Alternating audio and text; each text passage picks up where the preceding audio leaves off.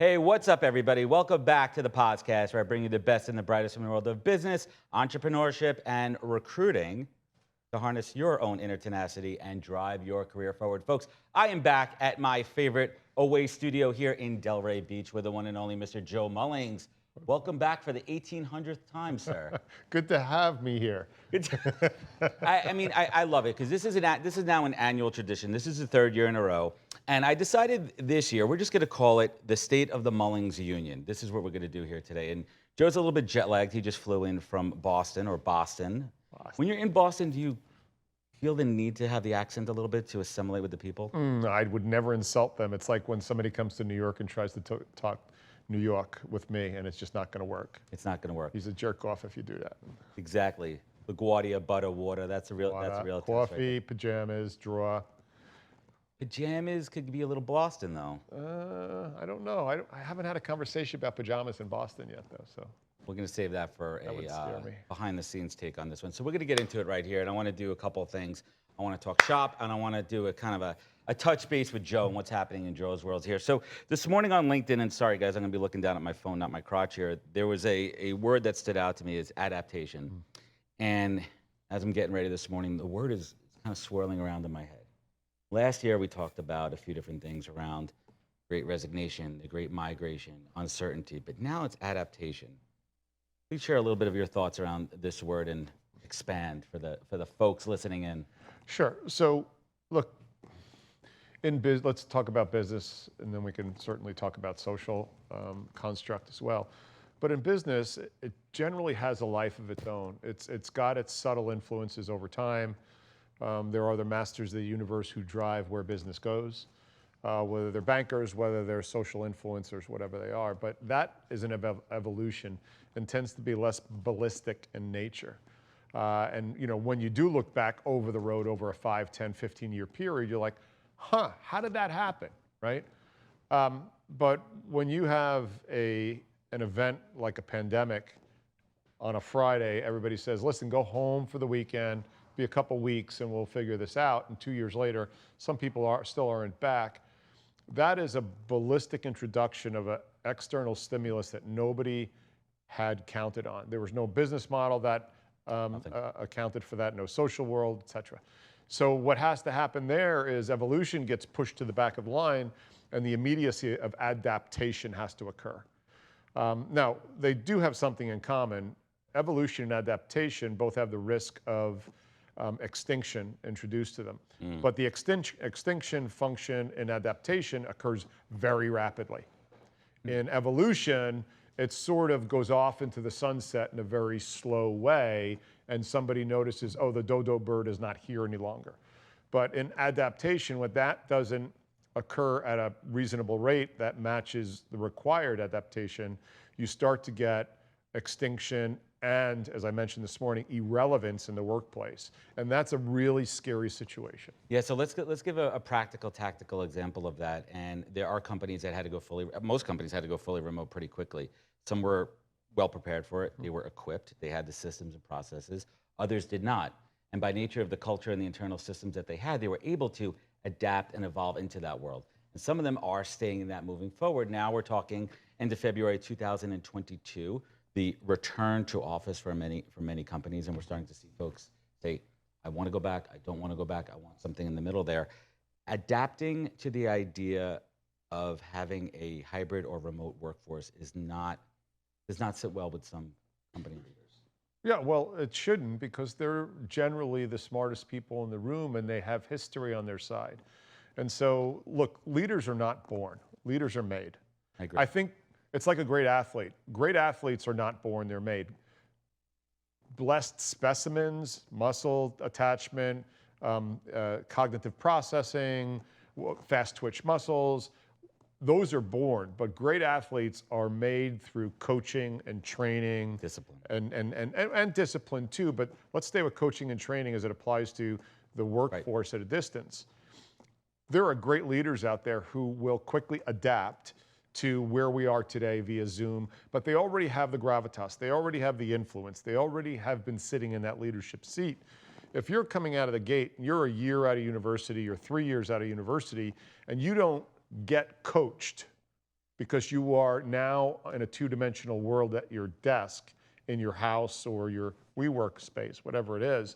I think it opens itself up for an enormous deficit that's coming right now on the coaching side of things. Yeah, let's dig into that a little bit. I've been saying this since day one. I spoke about this. This is the third time I'm talking about it. The folks that are going to get hurt the most are new employees into a company. If a company does not have a solid remote onboarding policy, they're not able to really understand the culture. Now, some folks will throw around the word culture. It doesn't have to be in a physical space, but I'll argue against that. But it's the newer, younger employees out there that are missing this. They're missing that one-on-one coaching.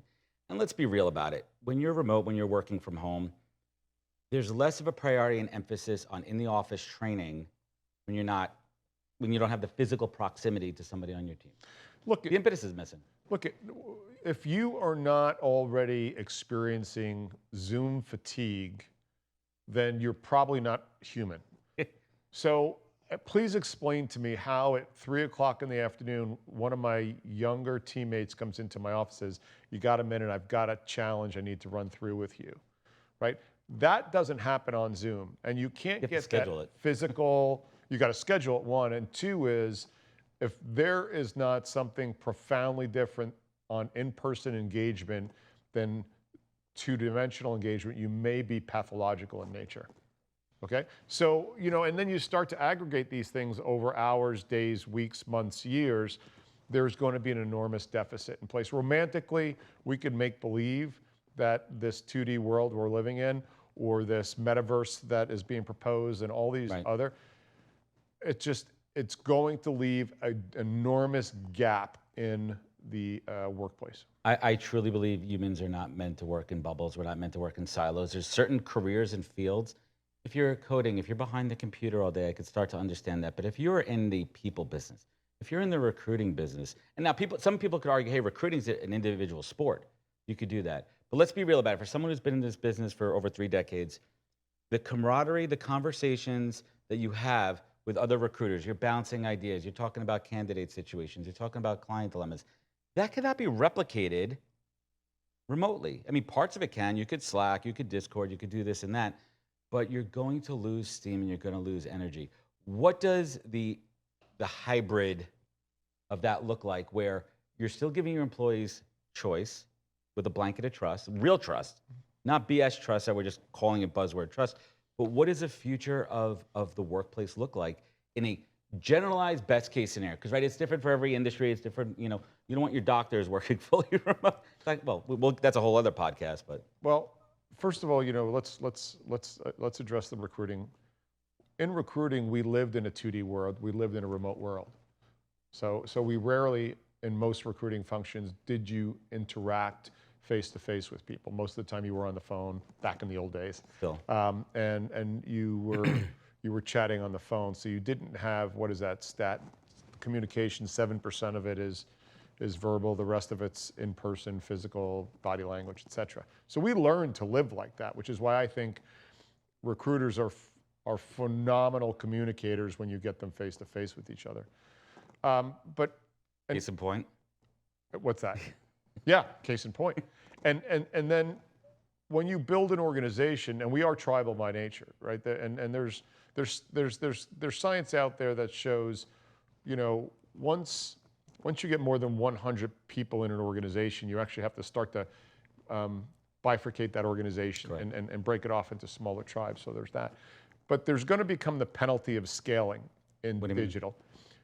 I think you can get away with digital and two-dimensional and virtual relationships, but the penalty of scaling that's going to occur when you try and make that 24/7, 365 is going to have an efficiency drop-off, a lack of true communication, and I think developmental skills are going to suffer. The people who are already leaders are getting to set the agenda on how engagement's going to occur. Here's what my concern is, and we talked about this last time we were together.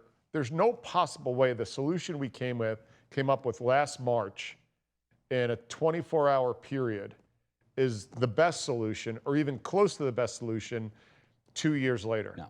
And now, so you're asking people to go, okay, we did this for survival, and I get that, and I respect that. But now, who's actually sat back at a distance and go, okay, now where do we go? That is going to be another seismic shift in the workforce. And I think leaders are going to be afraid of that or wonder when they should pull that cord to make that seismic shift. And that leads to a conversation about attrition, because there are folks that have gotten very comfortable working from home, and they love it, and it works well for them, and they've adapted their life, and it all kind of is now seamless. But for whatever reasons, it works. But what we don't talk about, and I think it's a big thing on social media and LinkedIn, we don't talk about the folks where that does not work for. The single parent at home with 3 kids with crappy Wi-Fi, and they're trying to get their work done, and they have little kids running around all day. Their performance is suffering. They're potentially about to lose their job, because we are going to get to a point, and we'll put a pin in this one, the great recalibration, as I like to call it, where the rubber hits the road and we'll say, okay, let's look back at the last couple of years. There's some folks that need to be in a physical office because this is their arena. This is their field. This is where they suit up and put their uniform on, and they're ready to go. And that's what we're not talking about. So are leaders so concerned about, oh man, am I going to lose everybody if I ask people, if I kindly ask you, please come back to the office that you once started at a couple of years ago? Interesting scenario we got going on here. I would agree with that. The loudest voices right now are the people who, to your point, are, I don't want to go back to work. And they're easy to highlight, and they should be highlighted because that's a choice. I think this is also going to start to fraction the workforce. So if you want to work remote, there's always a consequence with every decision we make. If you want to work remote, you're going to be compromised on your ability to move up through the organization. Until that type of role that's been designed intentionally to be remote has its own path forward. Pause on that for 1 second. Yeah. This is a really interesting point. We talk about promotion and growth in the workplace. Visibility is a huge component to your being reviewed for your performance. How your interpersonal skills are in the workplace. Does your boss, I don't like the word boss, but does your supervisor, superior, see how you're interacting, your body language? How you treat others is a huge performance metric. Are you nurturing them? It's kind of hard to do remotely. Well, I think most of the really sort of evident leaders in the workforce today, and I tend to agree with them, not as aggressively as they portray it, but I do believe the soft skills are going to be really important moving forward. So there's a few things, is the soft skills, the ability to understand others, the ability to engage with others, to your point. We still are going to need subject matter experts in certain areas of the workforce. Having said that, though, you're going to need the people who are emotionally agile, because I don't like the word empathy, emotionally agile, that will be able to work effectively and lead effectively in the workforce. You can't learn emotional agility in isolation. You can certainly learn it and be less effective than in person. And I think this emotional agility component coming forward in the workplace, and the reason for emotional agility is because we're going to have to be lifelong learners. And I've been pushing this for years now, is the rate of change of technology, of social norms, of this disruption of the rightful disruption of the social fabric that's occurring right now for a number of reasons. How we buy, how we sell, how we integrate, how we've become less of an isolationist in regards to the rest of the world in the USA. You're going to need to be able to learn things at a very rapid rate and convince yourself that your education did not stop at 18 or 21. Let's double back here to, well, one, I'm curious, and I agree with this one. Empathy is a tremendous buzzword that I don't think everyone's like leaning in way too heavy on, because if you're always empathetic, I don't think you're giving yourself the bandwidth to make rational decisions all the time, to think about it subjectively. But this new phrase, what's the difference? Emotional agility versus empathy? Correct. Well, so emotional agility is the ability for you to dial in and dial down with whoever you're engaging with, right? And keep yourself safe. Like empathy to me is putting yourself in the if you go by the definition, the pure definition, putting yourself in the shoes of the person and what they are feeling right now. if you've had any meaningful relationship in your lifetime, if you love somebody and you have that empathy for them and they're going through something hard, that will absolutely drain you. And so if you were doing nothing but exposing yourself to empathetic scenarios on a daily basis, you were not going to look. Put the oxygen mask on yourself first before you can help others. And I believe that empathy has its place, but not at the scale that it's being tossed about irresponsibly today. Emotional agility gives you the ability to be like, I see where you're coming from. I understand it, right? I can relate. I can absolutely relate. I'm not going to get pulled into your pity party, and I'm not going to get played because people use empathy against you. Yes, and thank God we're talking about this. And I think we need to cancel empathy. No, I'm just kidding. Please remove this from the record. No, I'm just kidding on that one. But start to think about empathy a little bit differently. And to Joe's point, how draining it is and what that takes away from the energy required for you as a business leader, as a parent, as a friend, and all these other pieces. I absolutely love it. Hiring trends. Let's dig into this a little bit. Still a candidate-driven market out there. More than ever. More than we've ever seen, and probably is not going to go away. Thank goodness the individual now has the leverage in the marketplace. Too long, companies have had way too much leverage in the marketplace. We're starting to see. Or we're starting to see a little bit more of parity come around. Now, having said that, there's a responsibility to understand that people still have businesses to run. There's a responsibility to understand that 99.9% of the business models that are in place today were designed pre-February of 2020. And those owners, those entrepreneurs who were not making massive profits as an Amazon or a Walmart or a BOA, right? Like those are massive profit machines and deserve to be, because they create incredible opportunity for everybody on the planet. However, the entrepreneurs, the solopreneurs, the people who own the dry cleaners, the people who own the restaurants especially, those make up most of our ecosystem. Those people are not making massive money even pre-pandemic. The margins weren't tremendous. And no, they were not. And now you've got people coming back with this you owe me, this entitlement mentality. You're going to end up creating a state where businesses will be going out of business at record rates, and you won't have a chair to sit in when the music stops.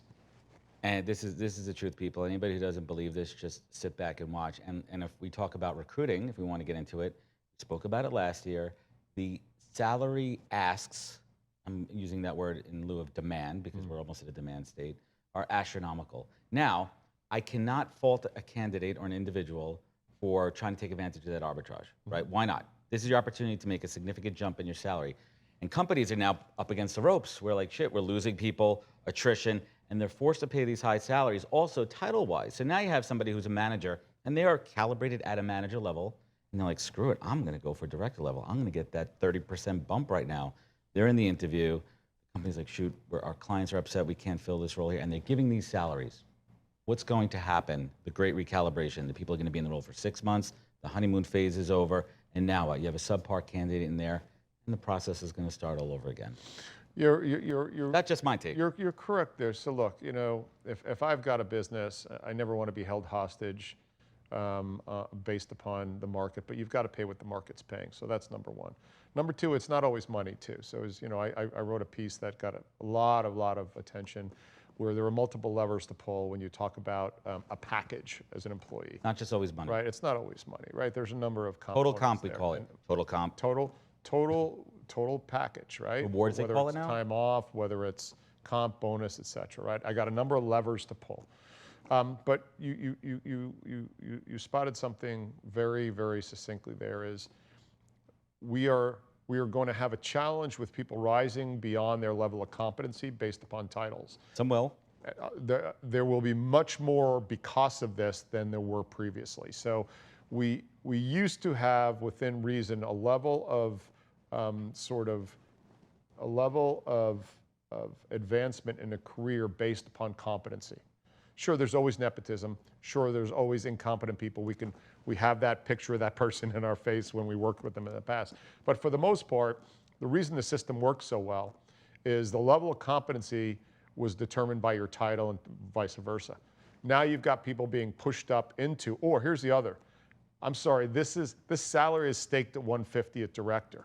At 180, because it's a legacy pay model, in order for me to give you 180, I got to give you the VP title. Well, I'm not taking less than 180. Well, we're going to kick you up to VP to rationalize the silly pay parity that I had in place. So now I'll make you a VP and give you the 180. And then now you've got people at a VP level who are now then going to affect everything below them and lateral to them. You're not just not setting them up for success, but you're not setting your organization up for success. Well, and you're not setting up the people that they're leading for success, because right now you got people who have not been, have not had the right experience in the right scenario at the right moment in time at a level of influence in organizations that are going to start declaring themselves. You're going to start to be seeing cracks in the fascia coming over the next few years. Fascinating stuff here, and we called it here first on the podcast, 2022 State of the Union with Joe Mullings here. Before we went on air, we were talking about I am on the verge of launching a new division of NHP Talent Group focused on everything Web3. And it's not just your JPEG NFTs out there, but the technology behind it. And we spoke last year about the concept of the resume locker, if you recall.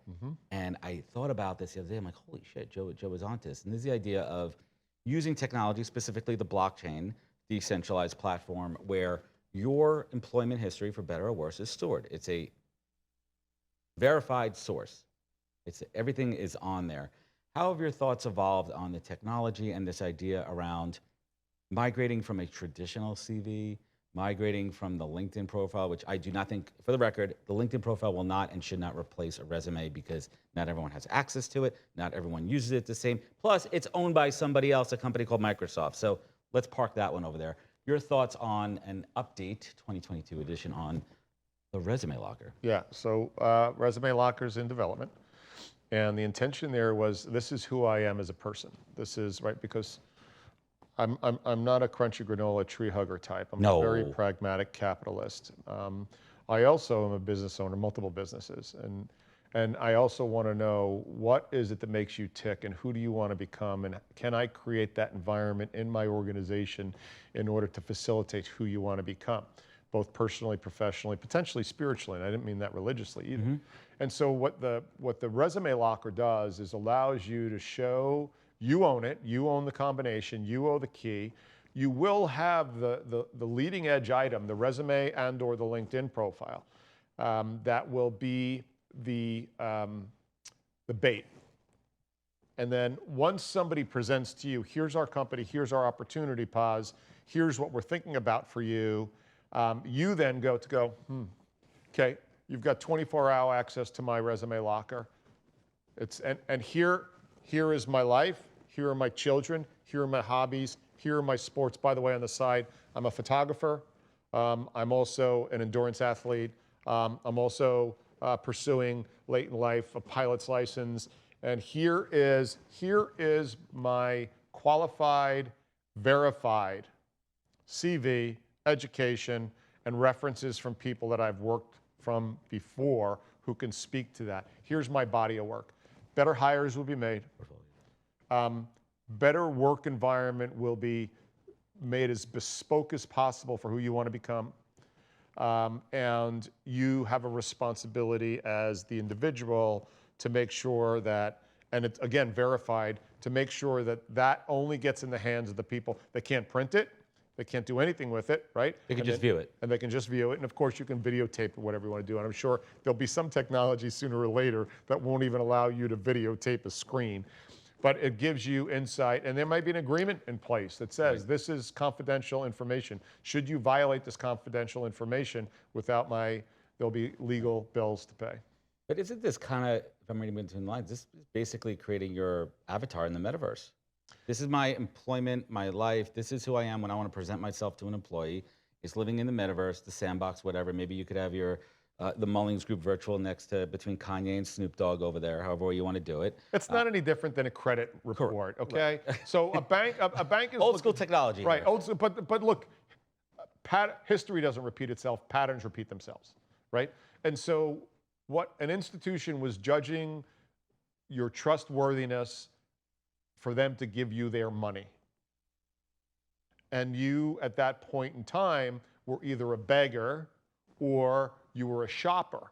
Because if you had great credit and you had lots of cash and you were fluid, but you wanted to put somebody else's money at work on your behalf, they were chasing you to give you their money. If you're a businessman who's successful, you know what that feeling is. It's very nice to have. And so what you did is you then had a construct that was verified out in, not the metaverse, but the digital landscape of, hey, here's what American Express says about you, verified. Here's what Visa says about you. Here's what your last 4 mortgage companies say about you. Credit rating.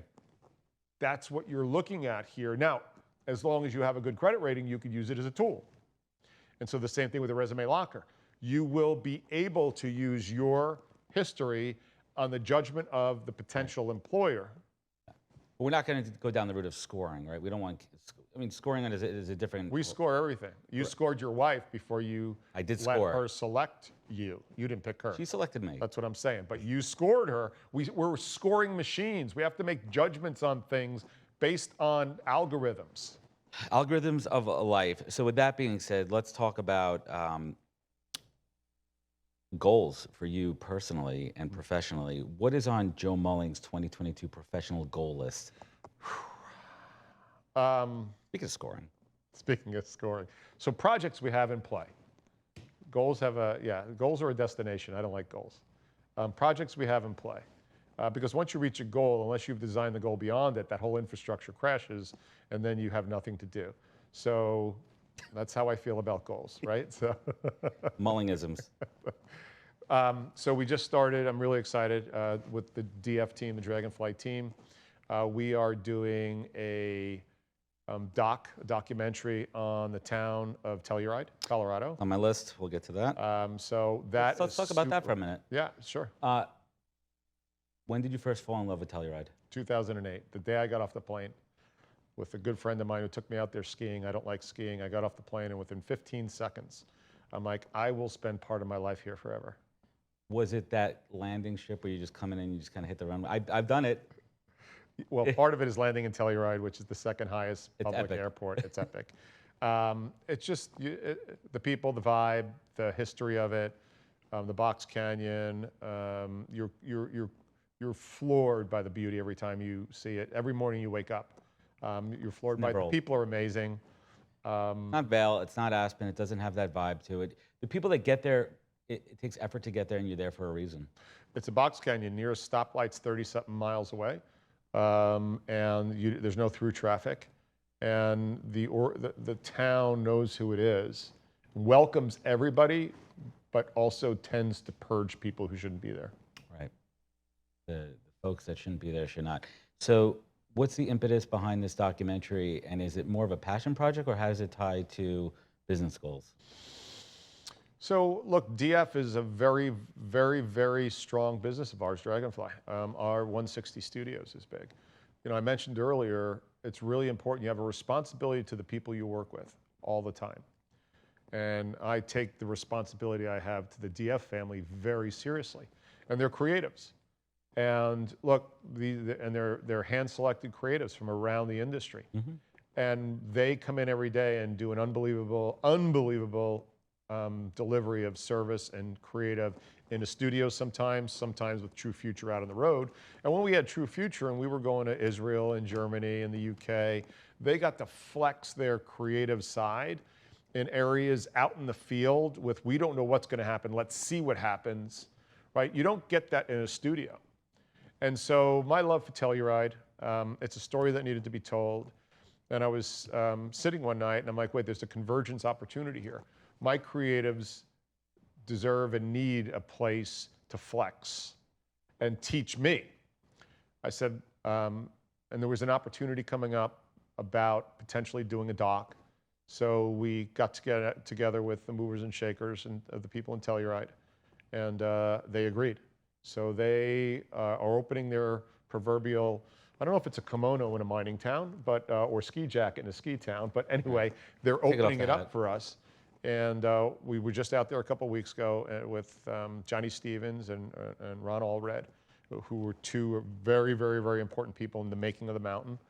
And it's going to be about a 14-month project for us. So I have that onus to Telluride. I have that onus more so to my DF team. on fulfilling what they need to do. And sometimes, Paz, I'm just like, hey, let's do this and see what happens. Love it. And that's something that I picked up from you, and something that really is standing out to me in the last 2 minutes is when you have a team, especially in the creative space or really anything, you want to give them the opportunity. You want to create the opportunity for them to do their best work, for them to be inspired. And it all comes back is why they want to be part of this, why they want to work for you. Because you're giving them these opportunities. You're creating them and saying, here you go, boys and girls, get at it. Well, I'm not giving it to them. I would not have been inspired to pursue this if not but for them. Right? So that's really important to understand. Like, they get me to look at things differently. The DF concept and now the reality of it, they have created so much lateral thinking in my mind. I do say that is a big part of the reason for my personal creative explosion over the last 4 or 5 years. Are you going to be the host and the narrator of this project? We're trying to we're trying to have the story tell itself. Love that. Remove yourself from the... I do not want to be... This is not the Joe Show in True Future. This is... The challenge that this team has had is, how are we going to tell the story? We don't know yet, but it's not going to be you telling it. And so that is the beauty of the matrix here, of how are we going to pull this off? And what are you learning personally through this process? Oh, God.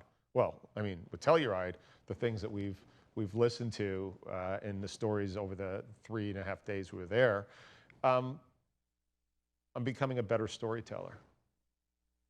It's tremendous. And I think, and I talk about this all the time, 2 days ago, my 3-year anniversary of the podcast, and my first 100 guests, my ability to tell stories, my ability to just literally walk in here at 9 o'clock in the morning, throw a couple of notes and have a quality, proper conversation, that went to happen 3 years ago. And the ability to storytell transcends everything that you do in life and in business. Relationships. People ask, oh, what do you get out of the podcast? What do you get from it? You know, the guests, you get sponsors. I go, it's so much more than that. Personal development that leads to business. What else is on the horizon outside of Telluride for these guys? Well, Telluride's on the horizon. We are right now kicking off MedTech TV, which is a pretty substantial initiative. It's going to be its own media company. So, you know, the health tech, medtech, healthcare industry is a $1 trillion industry. There's not a weather channel for it. There's not an ESPN sports channel for it. There's not, you know, an MSNBC channel for it. So we are coming out of the gate with our first rev on it, probably at the end of March. But it will be 24/7 health tech, medtech TV, as presented from both a medical side, a healthcare side, a consumer side. The convergence of medical technologies and healthcare into the consumer market is a tidal wave. And we are going to have 24/7, we're going to have news on it, we're going to have talk shows, we're going to have Shark Tanks, we're going to have industry sponsored, and so that is super exciting. That is probably one of the biggest massive lifts that I've ever had. I love it. And these are the type of conversations that inspire me, surrounding myself with folks like Joe and Bert here, who I've been watching them build this empire here. So I want to go back for a moment and not do the full Mullings origin story here, but I want to talk about something that I think is relevant to me. I mentioned before that I'm in the process of launching a new division, something I don't know anything about, and I'm learning every day. And it's not just the right-click save mafia here, but the technology behind it, it inspires me. I'm going down rabbit holes every single day, and I'm learning. Walk us back to your decision and those early days of understanding the medtech industry and why. Just for a little bit. Yeah, real quick. So this is more for me, folks, because I wanted to ask Joe this. I'm an engineer. I've been an engineer since I'm a kid. Like kind of like a walk. I wanted to make things, unwind things, take things apart. When we decided in a search firm in 1989 what we wanted to pursue, I knew, in fact, it's funny, I wish I had it here. I have my notebook. I have my notes from 1991 on what it was going to be. And look, people were going to want it to live longer, and not just longer, but better.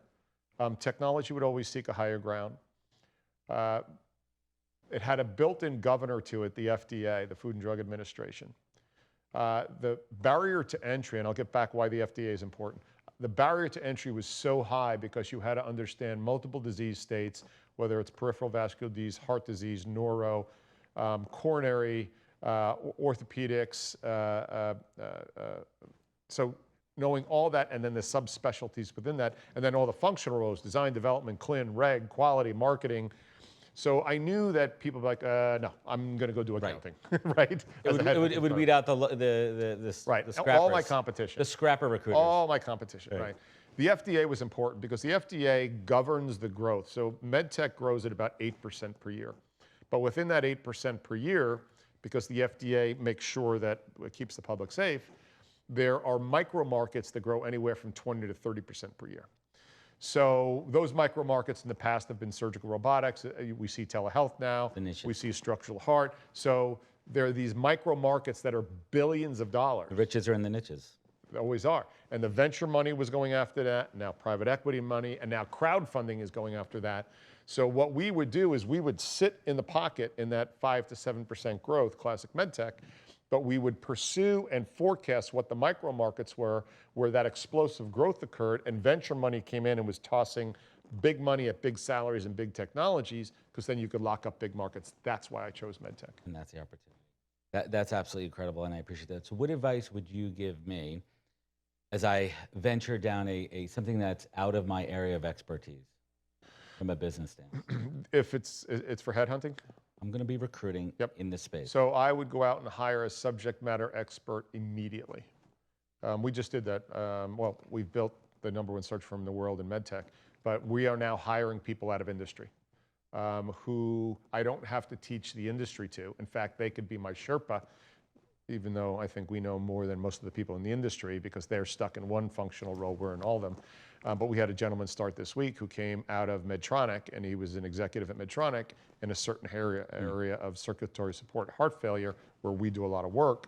So we are now pursuing people who are coming out of medtech, because one is we can afford to pay those 150 to 250 salaries plus bonus.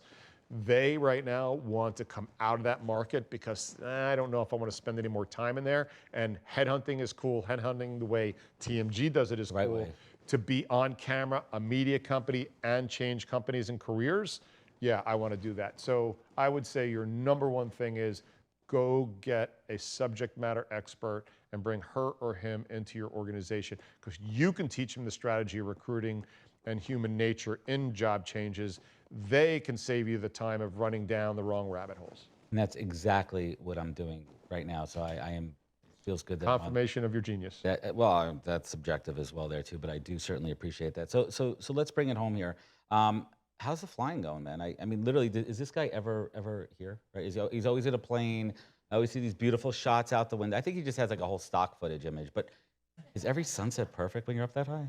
When you're up that high, it is, man. Above the clouds? It is. Everything's perfect above the clouds, right? Focus, no phone, no distractions, locked in you and the machine. Locked in me and the machine. You and the bird. Love it. Yeah, we have a corporate plane that we use to get around a lot. You guys saw the shots from yesterday coming back from Boston, and we have the smaller one that I use, the Cirrus SR-22, and the Conquest, the twin turbine. I sit right seat in the Conquest, and I sit left seat in the Cirrus. So I love it. It's engineering, it's zen, it's decision making with consequences, which I love. It's constant learning. It's a fabulous cohort of people who are incredibly generous to share their knowledge with. And there's something about allowing 1 mile of tarmac to take you anywhere in the world. There's nowhere else you could use 1 mile of tarmac to go anywhere in the world, unless you have a plane. That's absolutely incredible. Talk about the Zen up there. What has that done for you spiritually?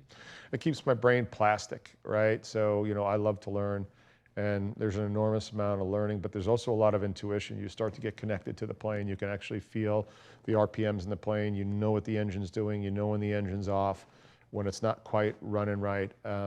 You can tell in a turn where you are, but at the same time, you're taking in all these evidence-based metrics on the glass, on the dash.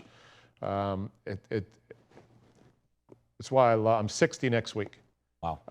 And I find I've got to continue to be voraciously learning things deep.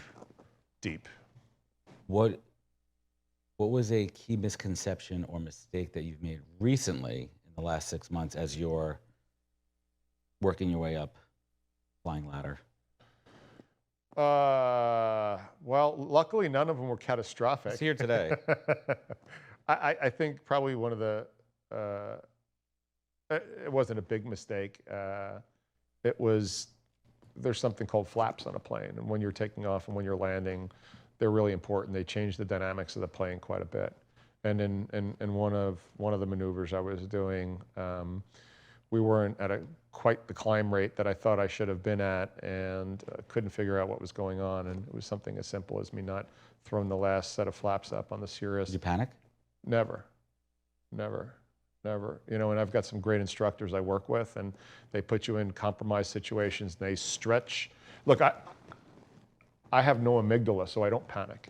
Amygdala is your center of fear, right? I figured that out a long time ago. Yeah, that's why you are who you are. Right. And so I think it's really important that, you know, panic causes your inability to make really well thought out decisions. So no, have not had a panic situation yet. My instructors are phenomenal, and they put me in stretch the envelope scenarios a lot, you know, along the way. So haven't had a panic situation yet. I love it. So let's bring it home here. And I literally just pulled this question out of thin air.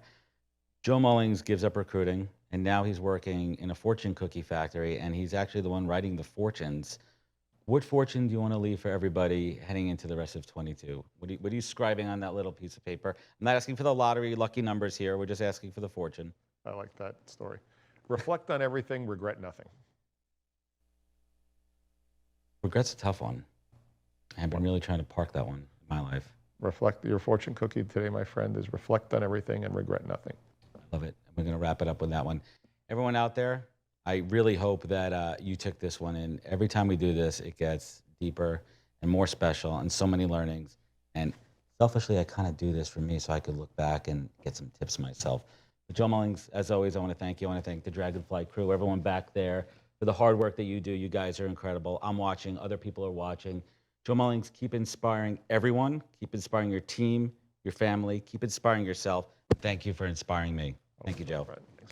And everyone out there, remember, you can find more at thepodcast.com. Follow us on all the social media channels, and we'll catch you next time for another great episode of the podcast. Take care, everybody.